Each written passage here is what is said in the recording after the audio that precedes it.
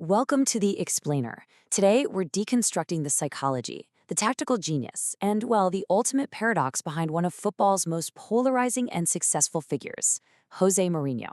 We're going to look way past the touchline theatrics and examine the actual blueprint of a man who didn't just stumble into greatness, but engineered it from the ground up. And as we trace his rise and inevitable fall, we really need to ask ourselves a crucial question. What can we learn from his methods of extreme leadership? And are the very tools used to build an empire always destined to tear it down? So let's jump right back to 2004. Mourinho introduces himself to the English press with this absolutely legendary statement. Please don't call me arrogant, but I'm European champion, and I think I'm a special one. Now, you might be thinking that's just unchecked ego talking, right? Actually, scratch that. It wasn't ego at all. It was a highly calculated psychological shield. By declaring himself the special one on literally day one, he instantly made himself the absolute center of the story. He completely controlled the narrative, deliberately pulling all that massive media pressure and scrutiny onto his own shoulders so his players wouldn't have to. The arrogance? That was just a finely tuned performance. The strategy underneath it was completely real. Part 1. Translator to Special One.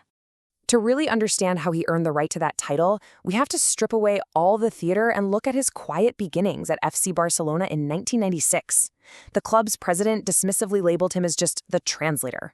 But he wasn't just translating, he was absorbing this profound dual education. Working under Bobby Robson, he learned the human touch. He saw exactly how to build deep emotional connections and make players fiercely loyal, like literally willing to run through brick walls for their manager. Then, under Louis van Gaal, he learned cold structural logic. He internalized this idea that football is basically a complex geometric problem you solve with rigid positioning. Mourinho essentially took these two completely opposing philosophies, pure emotion and pure logic, and fused them together into a totally unprecedented managerial toolkit. Now, imagine walking into a locker room filled with world-class millionaire athletes, and you have to command absolute respect without a famous plain resume to back you up. Unlike almost all of his elite peers, Mourinho lacked a distinguished playing career. He couldn't just coast on his reputation or point to past glories on the pitch. So he had to earn absolute authority purely through obsessive, relentless preparation. He basically had to outwork and outstudy every single person in the building, proving his worth day after day with meticulously detailed dossiers and just undeniable tactical superiority. Part 2. The four-pillar method. When he finally stepped out on his own and won that spectacular treble with Porto, he unleashed a highly engineered system that became his master blueprint for conquering Europe.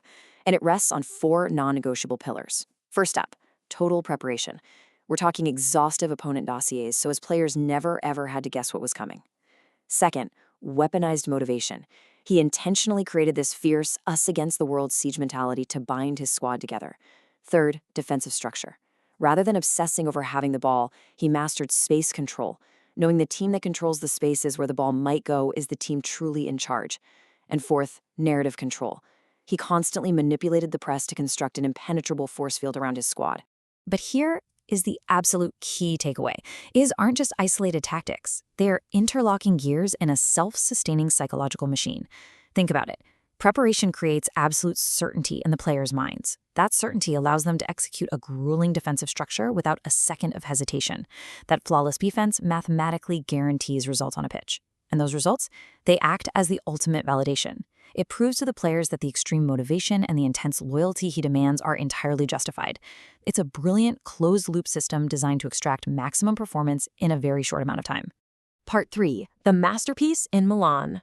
So this perfectly calibrated machine faced its ultimate stress test when Mourinho moved to Inter Milan and collided head-on with his ideological opposite, Pep Guardiola's legendary Barcelona.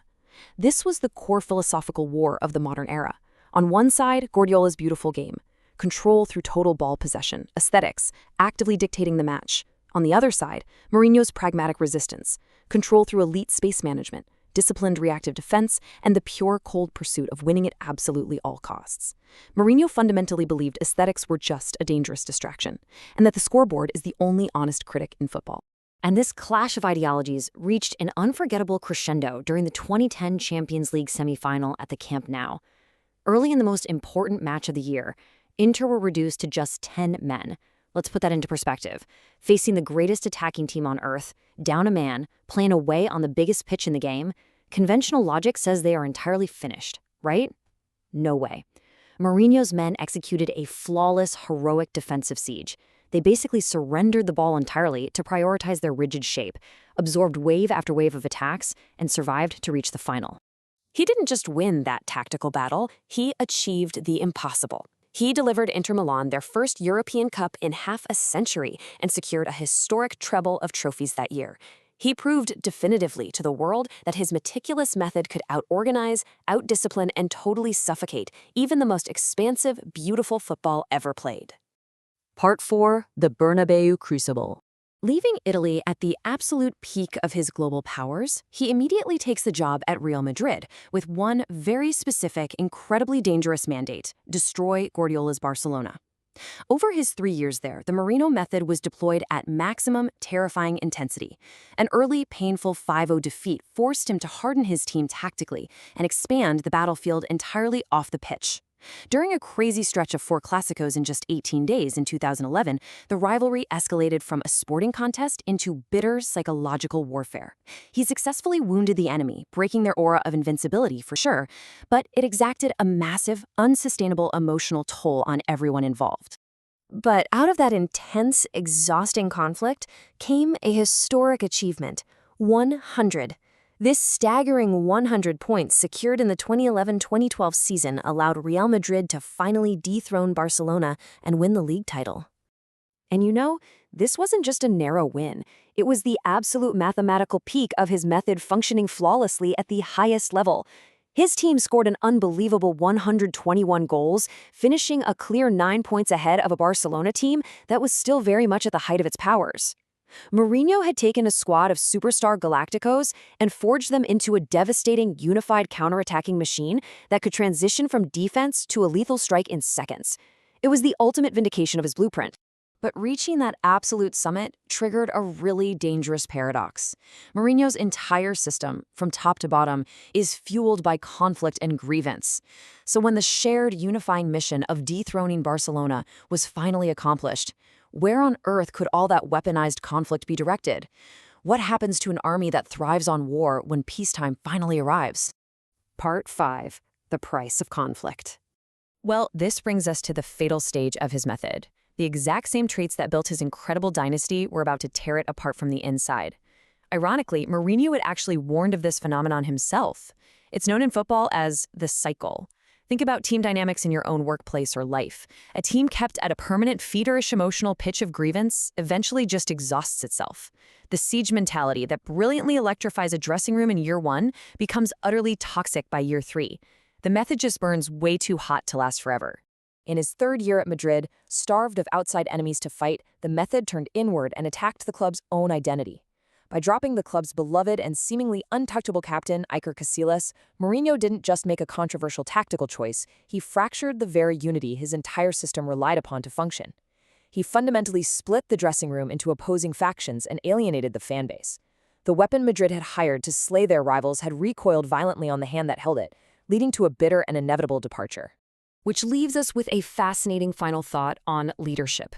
Mourinho's story proves beyond a doubt that you can construct your own greatness through sheer intellect, preparation, and will, even if the world starts by calling you nothing more than a translator. But it also reveals a profound, lingering cost. The combative fire required to reach the very top of your field will inevitably consume the house you worked so hard to build.